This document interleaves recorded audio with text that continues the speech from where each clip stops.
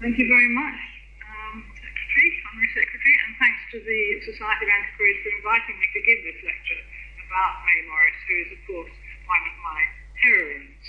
And I'm very pleased to do this in the 150th anniversary of her birth in 1862, as well as the 50th anniversary of Kelmscott Manor coming into the Society's care. Now, this talk will explore May Morris's career in the arts and crafts movement and her legacy, both as editor of the collected works of William Morris and as custodian of Kelmscott Manor, which is, now in the care of the Society. May was the second daughter of Jane and William Morris, who were married in Oxford in 1859. William Morris was a wealthy young man with a passion for things medieval and a talent for poetry, who fell into the world of the pre-Raphaelite painters.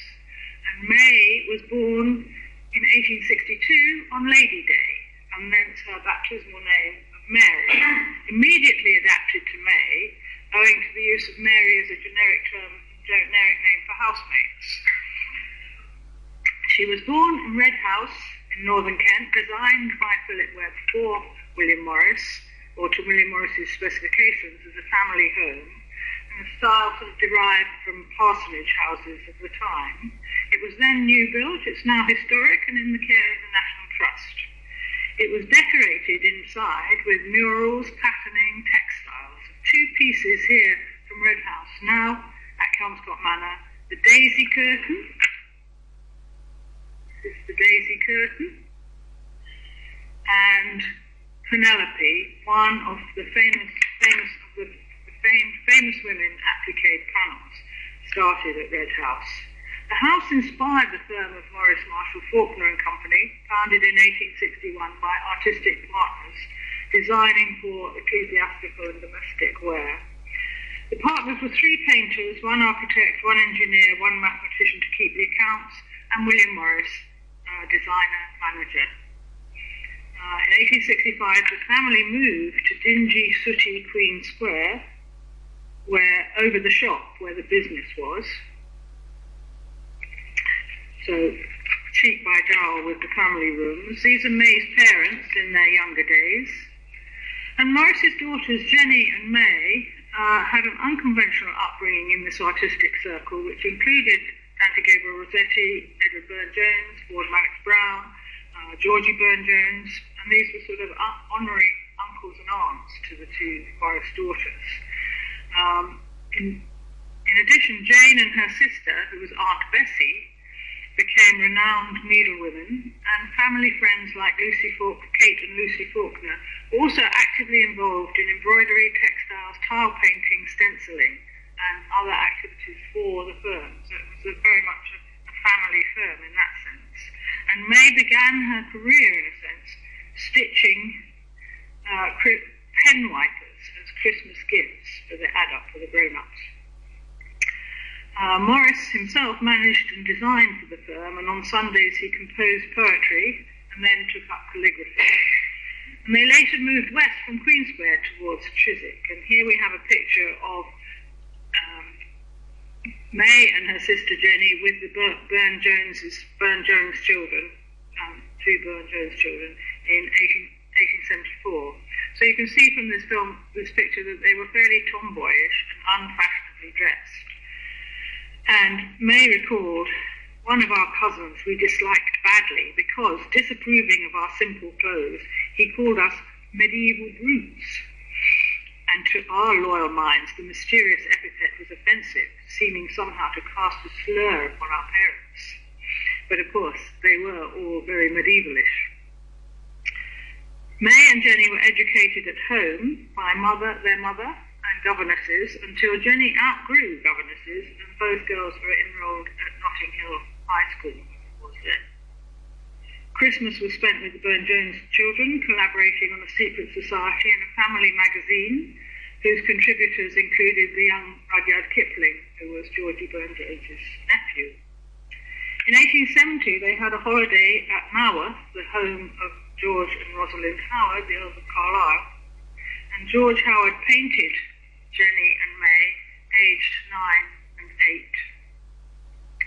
They stayed there by themselves, as it were, because Jane was ill, their mother was ill, and was ordered to visit the German spa of Bad Ems, famous for treating bronchial conditions, which were probably exacerbated by living in smoky central London. And partly for this reason, and partly because Jane Morris was in love with Dante Gabriel Rossetti, friend and business partner, Morris sought a secluded summer home for the wife and kids, as he said. He in fact shared with Rossetti, while Morris himself took a long trip to Iceland, home of the Norse sagas, which was his latest passion. And so from 1871, Kelmscott Manor became the girls' summer playground, the only house in England which my sister and I think worth inhabiting, May wrote later. And it was endured by the whole family, although it was extremely Spartan as a home. And May recalled climbing out onto the roof, onto the gables that you can see here, like up here, these ridges. She said, one day, choosing to explore an especially inaccessible roof, having reached the ridge, there I sat astride and could not move. It's not difficult to imagine my mother's agony. The poor soul encouraged me to hold on while sending old Philip the gardener post-haste for the longest ladders the village possessed. There's a very unconventional upbringing in that sense that allows young girls, to climb the roofs. Mr. Rossetti, as he always remained to them at the proper age, used the girls as occasional models.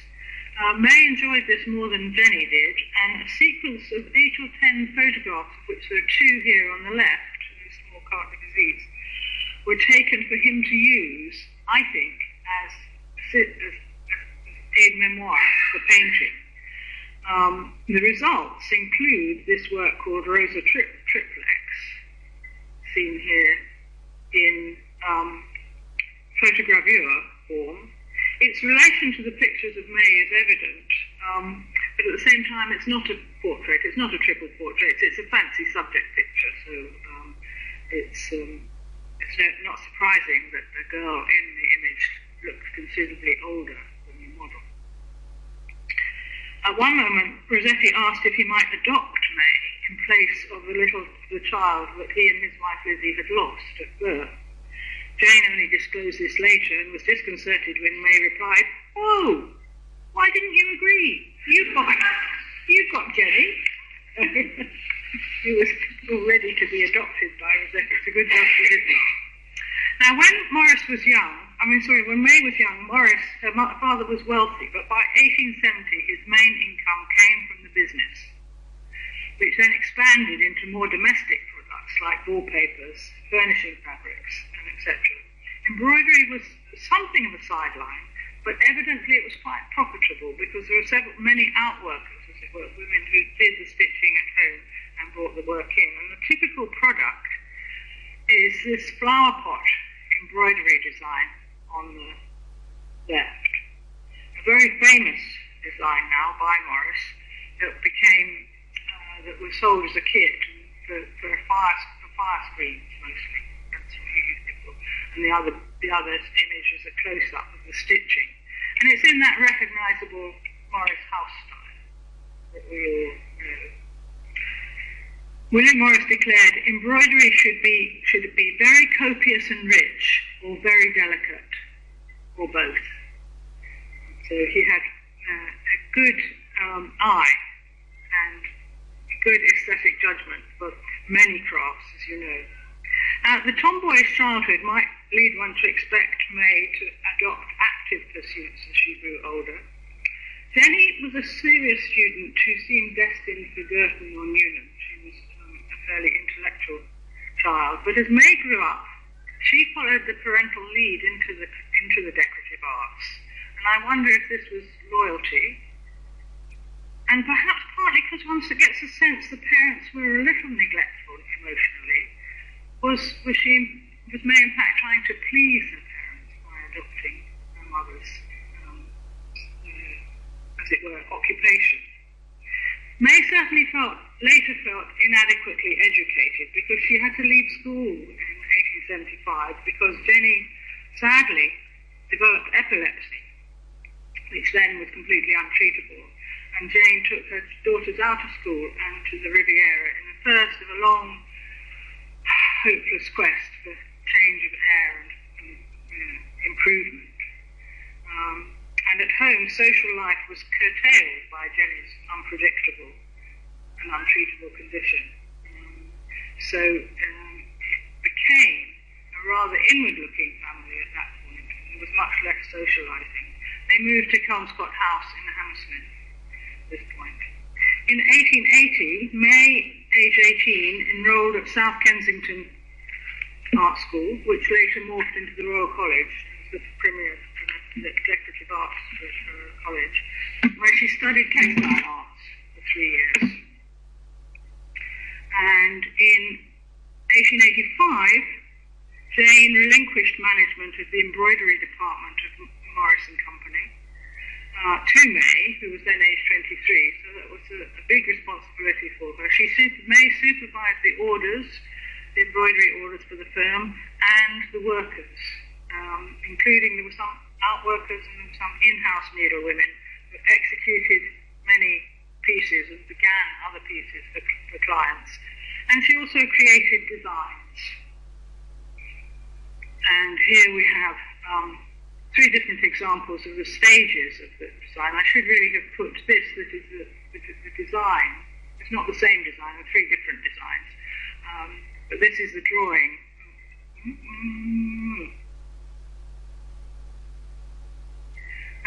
This is the drawing for a design. And what happens then, you get a tracing and a pounced pattern with the pinholes in it to put over your fabric. Don't ask me any other questions because I'm no needlewoman. And the end result is absolutely stunning silk embroidery, depending on your skill or not. May, in fact, modified her father's pronouncements because she warned against over-sumptuous materials and effect. She wrote, "Too much richness verges perilously upon the vulgar in its extravagance." And on these principles, she ran the department for a decade. She was also a competent watercolourist, and she was a very keen theatre goer, especially for then a new drama. She acted with Eleanor Marx in a pioneering performance of Ibsen's Doll's House, which was then deemed too shocking for the commercial theatre.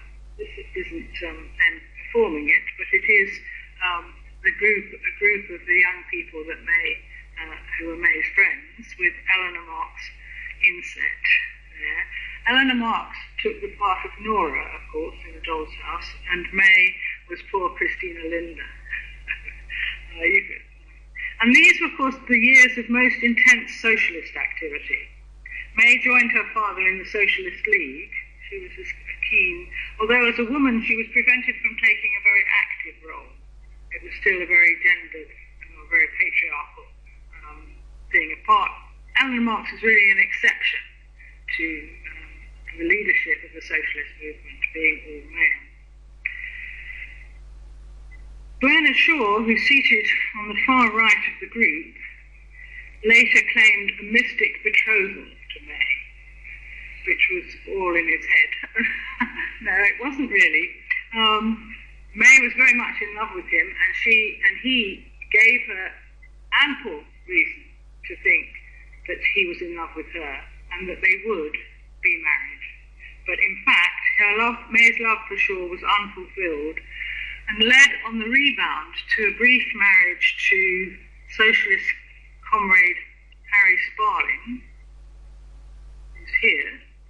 That was May's husband, sitting next to her.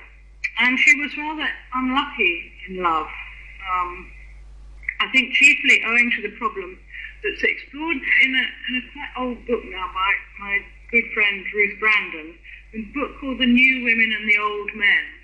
And the title tells you all. A number of those within the New Woman movement found suitably comradely partners difficult or impossible to find, because men in the socialist movement were far less emancipated than the women. So there were quite a few unhappy sort of free partnerships and non-marriages. Male freedom, women at home, still prevailed. Now,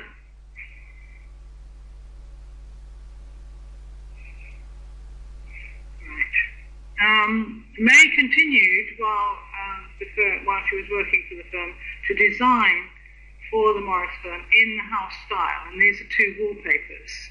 And it's correct to say it's imitative of her father's work because that was the aim. The aim was a house style that would appeal to the Morris customers. This is, and these designs are often attributed to William Morris.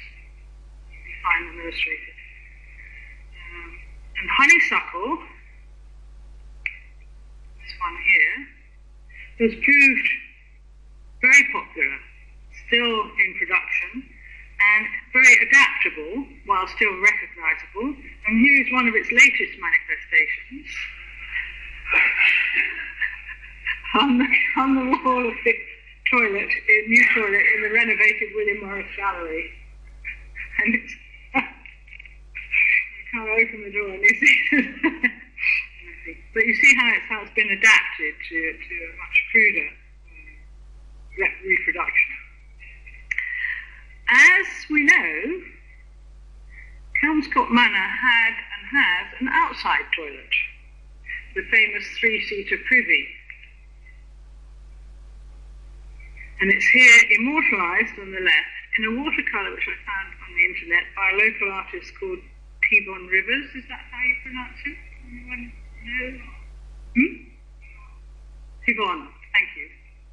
A rather nice drawing. No, I think it's oil. It's an oil work, isn't it? And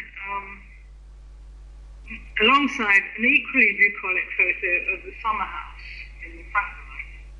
So the privy is in the back, the kitchen yard, and the gazebo is in the front garden.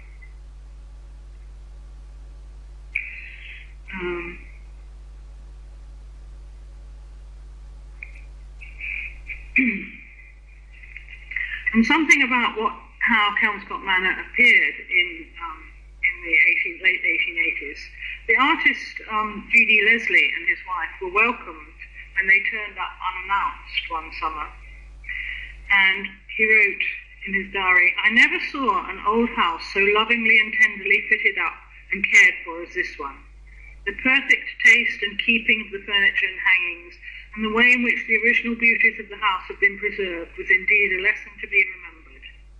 The window seats had cushions in them, the floors were beautifully clean, the old boards by no means disguised or disfigured with stain or varnish, and with the right sort of mats and carpets where wanted. Some fine old tapestry belonging to the house still hung on the walls in one room, and the furniture throughout simple in character and not overcrowded. In the bedrooms were nice old four-poster bedsteads with simple countrified chairs and tables, everything clean, cared for and comfortable. There was throughout an utter absence of the overdone modern aesthetic affectation. Morris took us into the attics, where he delighted in descanting on the splendid old woodwork displayed in the trussing and staying of the roof timbers. We paid a visit to the garden, which was kept up with the same skill and taste. The whole was fragrant with lavender and the scent of newly clipped box hedges. The paths were very neat, and on one hedge a clipped yew was the form of a dragon, which Morris had amused himself by gradually developing with clippers. And I think it's remarkable that atmosphere is still preserved in Kelmscott. But it was, of course, a holiday home for May. Kelmscott House was their London home, and it was a summer home because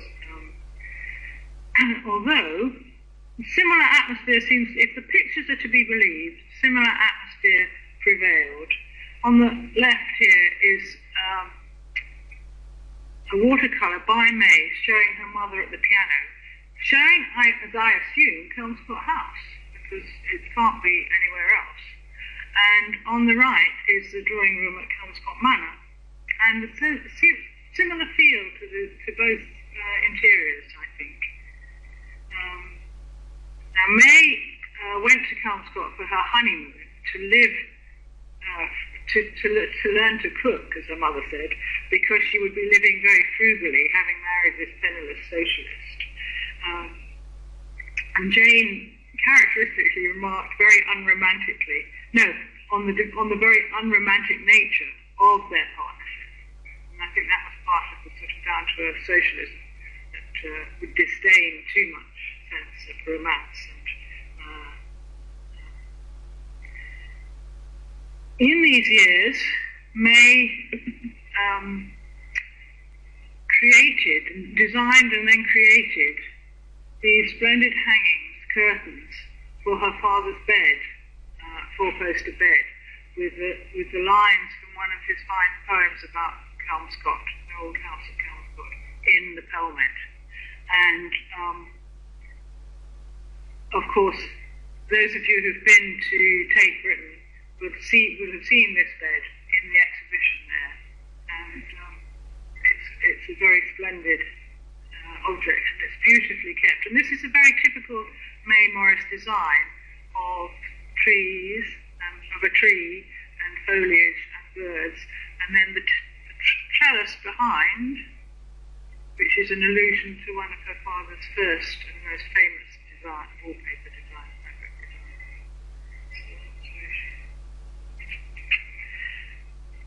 William Morris died in 1896, and Jane retained the tenancy of Kelmscott Manor, and she also developed her concern for the village, and she built a pair of houses in memory, or she commissioned a pair of houses in memory of her husband, designed by Philip Roth alongside. She also set up a sort of proto-reading room for the villagers. It was fitted out with a piano and magazines as a sort of embryonic village hall to keep the village men out of the pub. That was the main object of this. It was just a village room. I'm not quite sure where it was, but the family did transfer a lot of their energies to Kelmscott Village after Morris's death. May became, in London, a leading figure in the arts and crafts movement. She was involved in the Arts and Crafts Exhibition Society, and she wrote for the Burlington on Office Farnham, and she published this book called Decorative Needlework, which is a kind of primer for stitching. And it's sort of very useful for someone like me, because it shows you how to do stem stitch and chain stitch and all these rather simple stitches. So it isn't a very high-powered or theoretical book about needlework. It's actually a very practical one with some nice designs inside. In regard to the needle arts, I think May was probably equally, if not more knowledgeable than her father. You see, William Morris could design, but he could not embroider. Jane Morris could embroider, but couldn't design. May Morris did both, design as well as William Morris, and embroider as well as anyone. These are the words of her later companion, Mary Lobb, to the director of the V&A. That is what so few people grasp and appreciate. They need to have their noses rubbed a bit.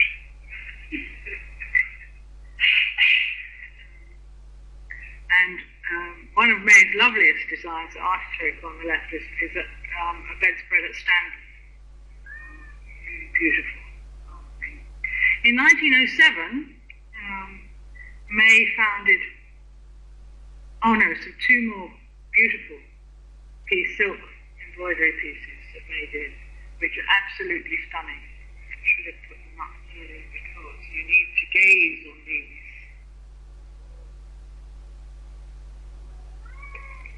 They're embroidered in silk on sort of silk damask, so you've got little layers of shimmer and depth to the art.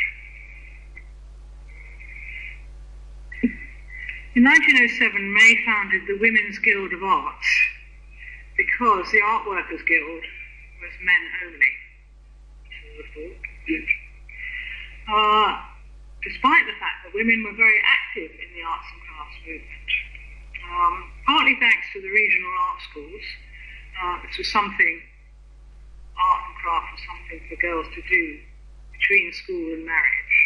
So a lot of artistically minded young women trained at the provincial and London art schools.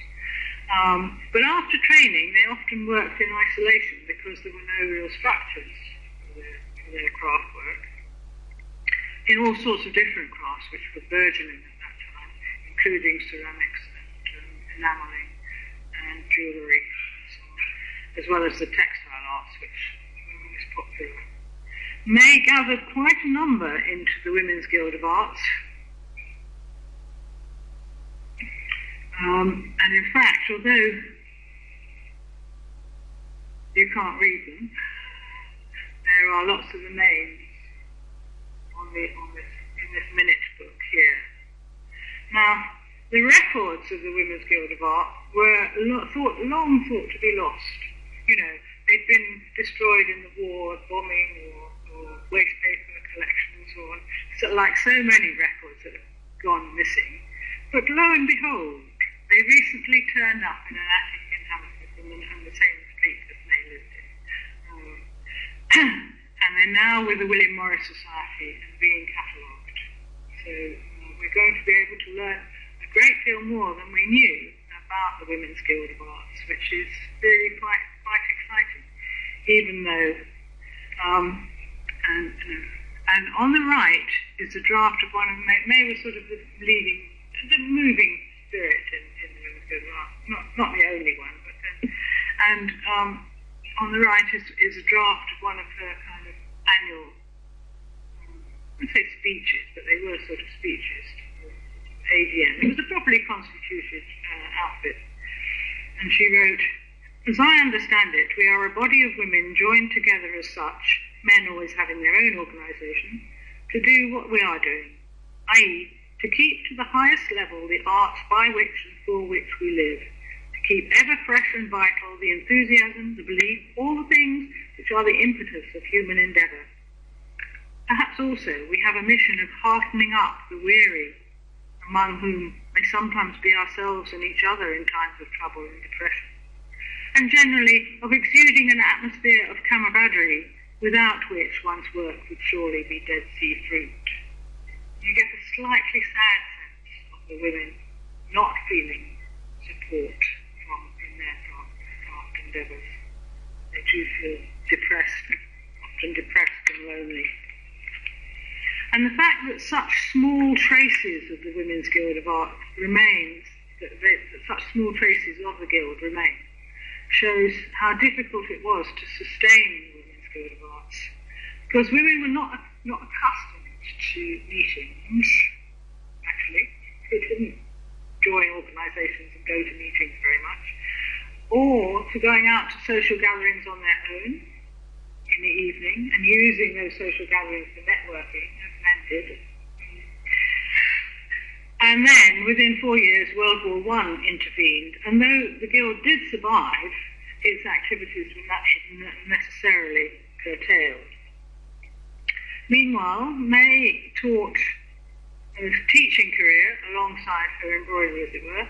She taught at the Central School, from time to time at Birmingham School of Art, and privately. Now, by its nature, few traces of teaching survive, so it's often difficult to reconstruct, especially in the sort of early 20th century period, when someone was teaching and what they were teaching and who the students were and so on. So that's the whole area of May's teaching work that is under-researched, underexplored. So her impact is actually hard to assess in teaching. We know that some embroidery teachers created their own sort of school of style, followers who kind of maintained the teacher's inspiration.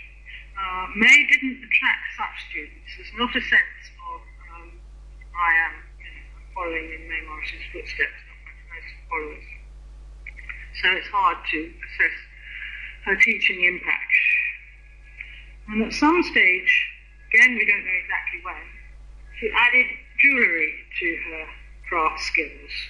These seem to have been for personal use and for gifts. although quite a few sorry, I should have put the ones at the top are in the V&A, I think that's right. The brooch on the bottom left has recently been acquired by the William Morris Society. It's in its little box. I forget where I found the picture of the tiara and lapel brooches, but they're very typical of all of her work with these cabochon stones, and particularly interesting the sort of suffrage colours, actually. Not making a big thing about it, but definitely, I think, an allusion to women's emancipation. There seems no record of where her workbench was located, and I'm assuming London because I think you need gas for soldering, or you need some kind of fire, and I don't think that would have been available at Kelmscott. So this must have been something that May did in her house in Hammersmith. In 1910, she was invited to lecture in North America on William Morris and his legacy, an extensive program in the northeast US and Canada, organised by the lawyer John Quinn, to whom May foolishly lost her heart.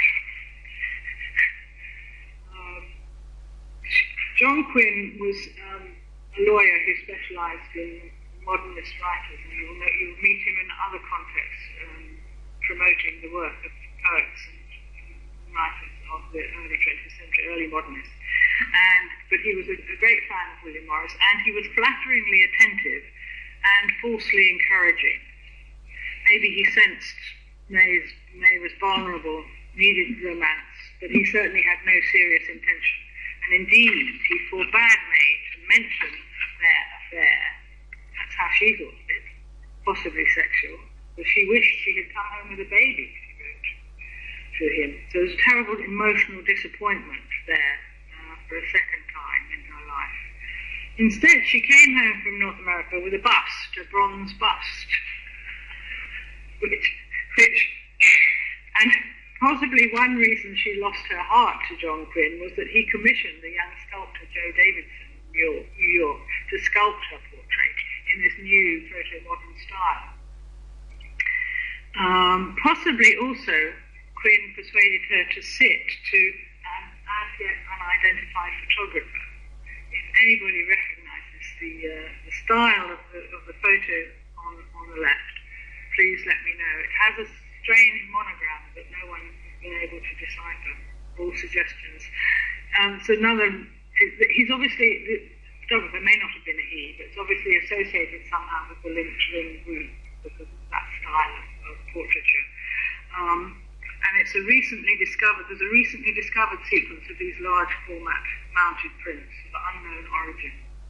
So all suggestions welcome as to where these photographs were taken, by whom. In her letters to Quinn, May gives vivid glimpses of life at Kelmscott Manor. One evening, having returned from London, she recorded cycling home. Riding home from the station in inky darkness, my lamp blown out and no possibility of lighting again, wondering which was ditch and which was road. All this was the best part of the day.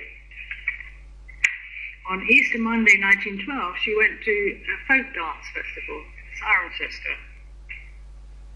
She recorded, I got my guest, Miss Sloane, up somehow by 7 in the morning and sent her off with friends who were driving, while I started on my cycle. It was a beautiful day, but with a fearful, icy, violent headwind blowing. But there's a sort of primitive pleasure, is there not, in battling with elements, especially if one is a bit out of sorts. I got there somehow, rather dishevelled, and left far behind by the carriage folk, but enjoying the free air and the wide, lonely country, and the beautiful ride home. No wind, solemn sky and glorious moon, and all downhill. She cycled on her annual visit to the Uppington White Horse, which is 12 miles from Kelmscott, keeping up her father's tradition. He always paid it a yearly visit, and I have done so ever since, mostly alone on my cycle in all sorts of weather. And May spent her later years promoting William Morris's ideas. More, I think, promoting his ideas than just tending the flame, I think. And And in 1899, just look back a bit, William Morris's biography was published. It was organised, the biography of William Morris was published in 1899. It was organised by the Burne-Joneses, and it was written by their son-in-law, Jack McHale.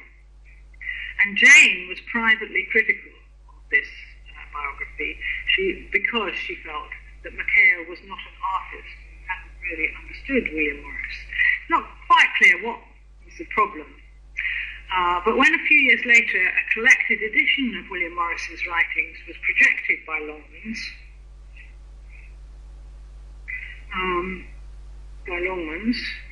May undertook the editing of this endeavour, and she was very apprehensive owing to her lack of formal education, because if you know William Morris's collected writings, you will know that a lot of them are based on classical mythology and legends and classical texts. With someone without Latin and Greek, as May was a bit apprehensive about her qualifications for undertaking an editorial role here.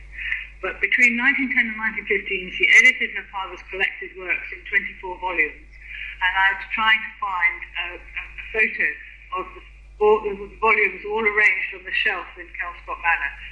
I'll get that sometime, because it was a vast task collating printed and manuscript versions. And these are only his literary works, not all the political writing was omitted, publishers' insistence, although May did collect and edit many of those texts. So it was a major achievement of several years of work. And this is a watercolour by her friend Mary Sloane, showing her correcting galley proofs. That's what this long piece of paper is. If you remember galley proofs, they were big long sheets of paper rather than single quarto size. And it was also a biographical supplement to McHale's 2 volumes, because each of the collected works volume is prefaced with May's own account of relevant aspects of Morris's life. And it's a work of homage to her father, but it's not total hagiography, and there are many otherwise unrecorded personal details and observations which make it a really useful addition to the biographies of Morris published. And I think it's underused as a source in learning about Morris. For several years, she divided her time between Hammersmith and Kelmscott. Now, owing to Jenny's invalid, right, on the top is the terrace, seen from the Thames, the terrace, Hammersmith Terrace, where she lived. I don't know which one of these is her house, if any, but she had one of these tall houses backing onto the river. And, now, owing to Jenny's invalid condition, William Morris's estate, from the sale of the business and his valuable collections, had to be carefully disposed of, and he set up a trustees to manage the estate for the benefit of his wife and his daughters. So instead of May inheriting or Jane inheriting, it was in trust for them. But then it became the question of whether and when and what Jenny and May, who would outlive their mother, how they were going to dispose of their inheritance. You see, the money would go to far-off cousins if you don't make wills, wrote Jane. And their wish was to make SPAG, the Society for Protection of Ancient Buildings, which was Morris's creation, the beneficiary to carry on their father's work. And this is, but then May pointed out that SPAG, at that stage, not the venerable institution it is now, might one day close down. It wasn't an incorporated body. And Jane, perhaps after consultation, wrote, but it can be left to the Society of Antiquaries, which benefits of that. So that's what was done. Except that. Come on to that in a minute. And at the end of 1913, Jane and the trustees purchased Kelmscott Manor, although Jane was in her very last months. And presumably that was for May's benefit, and also Jenny, who loved holidays there. Jane died January 1914. May then was involved in the Morris exhibit for the Paris Exposition des Arts Décoratifs. War interrupted much normal life. She spent more time at Kelmscott Manor and commissioned a pair of cottages from Ernest Gibson in memory of her mother, in memory of Jane. She was also active in establishing the Women's Institute in Kelmscott. It was a wartime initiative to assist rural women. She was 60 in 1922, and she eventually gave up Hammersmith and retired to Kelmscott, where she promoted Morris's memory and conservation and the welfare of Kelmscott village. And she had a new post-war companion, a former land girl named Mary Frances Vivian Lobb, known as MF, who's seen here on holiday with May, towering over her. And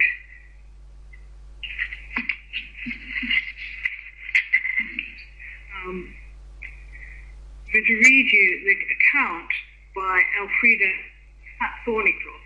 Manning, who's the daughter of sculptor Hamo Thornycroft, who visited Kelmscott Manor in 1925 with her parents. The house is damp. The plain, old-fashioned piano has to be put on legs in case of floods, but is more beautiful, and nearly everything in it is beautiful. The little dining room is hung in faded strawberry leaf pattern. We had tea there, Miss Morris pouring out lovely china tea. The cake she made herself, as everybody in the house does something to help run it. Miss Lobb, her friend, who is enormous, and wears a tweed jacket and breeches and has cropped black hair. Brackets, she's a Cornish woman. Looks after the pony, and there is an arty little old secretary. Who that is? And a cook, and that is all. This is quite a lot to me. But remember, there's no electricity, no fridge, no Hoover, no phone. There was things to be done. Miss Morris showed us some coverlets embroidered in silk with Morris designs. One charming one for a child with a little house, a river, and every kind of animal, foxes, ducks, a smiling lion, a weak-kneed elephant, and round them a border of mottos.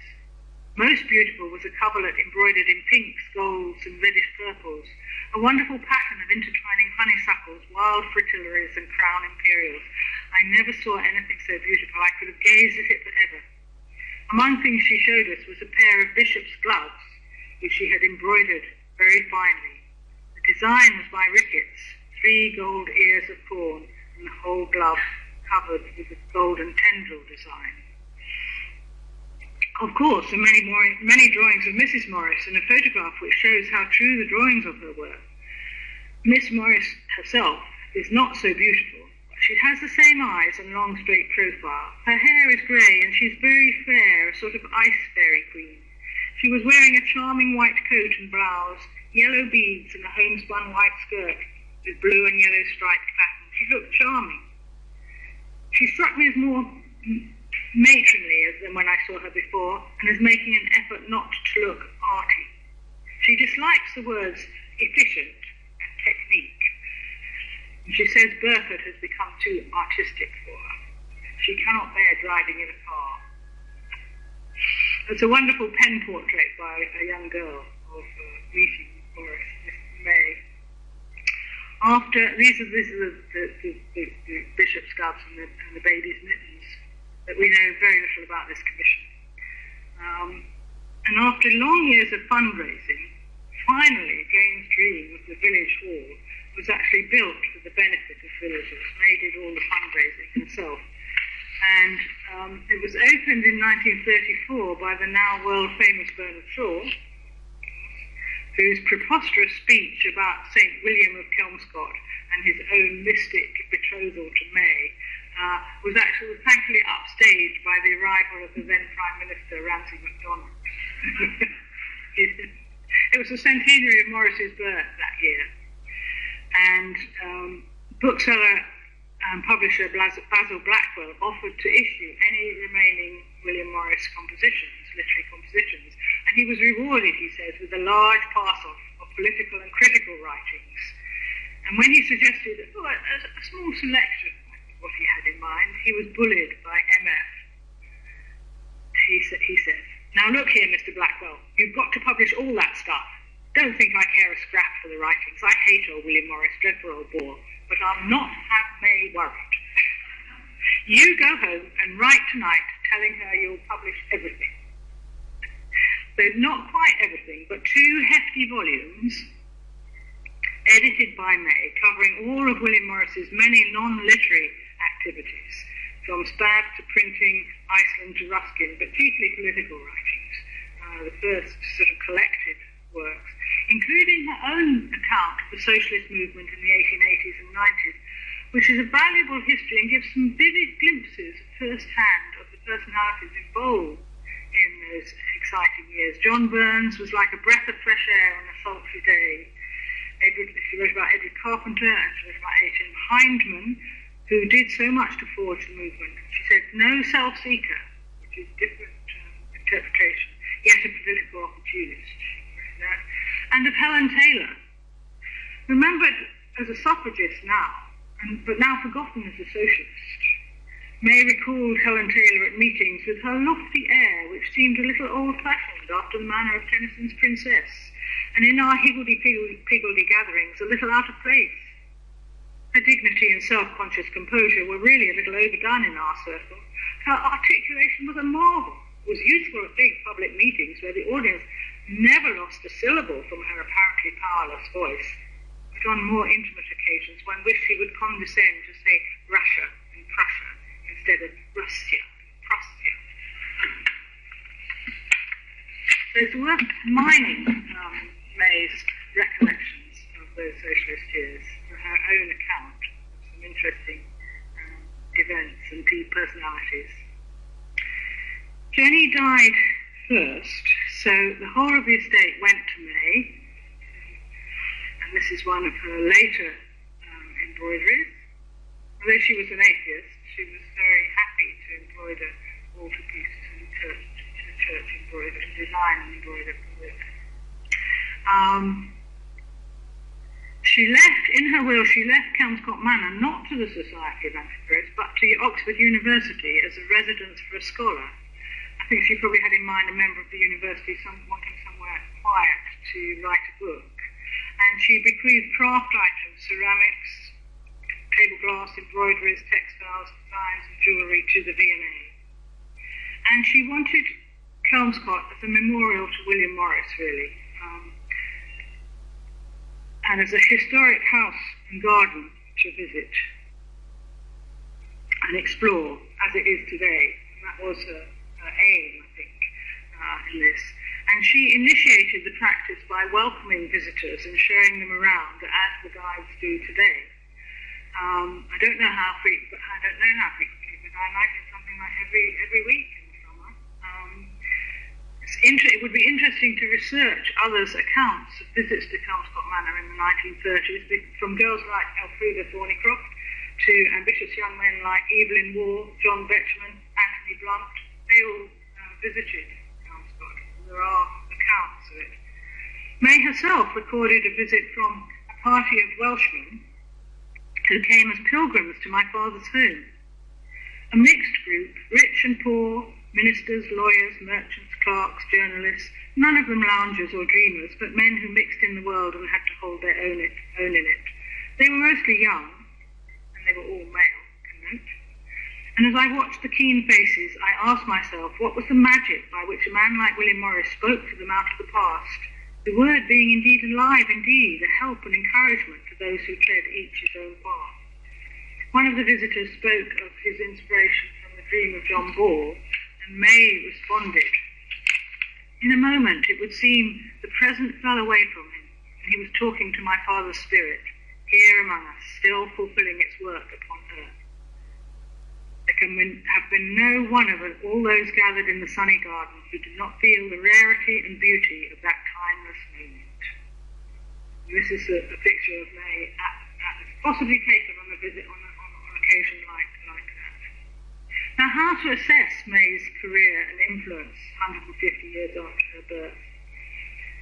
In 1936, she has summed up her life's work rather ruefully, but there it is. I made a mess of things then and always, and have only myself to blame for it, for the waste of a life. And that's very typical of female self-denigration. She lived at a time when opportunities for women were beginning to widen, but hadn't yet widened quite enough. I think she can be blamed, perhaps, for choosing embroidery as an art form, rather than one with even higher status and durability, like architecture, furniture design. I mean, some of these things survive, whereas textile works tend not to survive and not to be signed. So we really have difficulty reconstructing her career. And she was overshadowed by her father's reputation, but content to be so. And indeed, she actually, substantially created and maintained that reputation. That Morris's achievements and ideas are known, promoted, and still argued over today is in part due to May's endeavours, for which she typically receives scant recognition. Because in addition to her craft work, her great memorials are the 26 volumes of her father's writings and the house that she made her own in. She told Bernard Shaw in 1936, "I'm a remarkable woman, always was, though none of you seem to think so." She was remarkable enough to feature this year on a commemorative postage stamp, alongside Basil Spence and Odette Hallows and some others, not yet fully recognised for her roles in the arts and crafts movement, in early socialism, in architectural conservation and literary history. And World War II followed hard after her death and that of MF. Kelmscott was fairly remote, 25 miles from Oxford, liable to flooding, and during and after the war it really wasn't very practical, and evidently it was hard to find tenants, and without income from it, the university didn't maintain the building, and so sought to decline the bequest, although it had been made when May died in 1938. It was successfully declined, and therefore reverted to the residuary legatee, the Society of Antiquaries, which inherited a very historic but a rather dilapidated building. And I hope that one day you'll have a chance to learn more about the rescue of Kelmscott Manor by the Society, its preservation and its presentation over the past 50 years. And the Society has, I know, plans for the next half century. Thank you very much.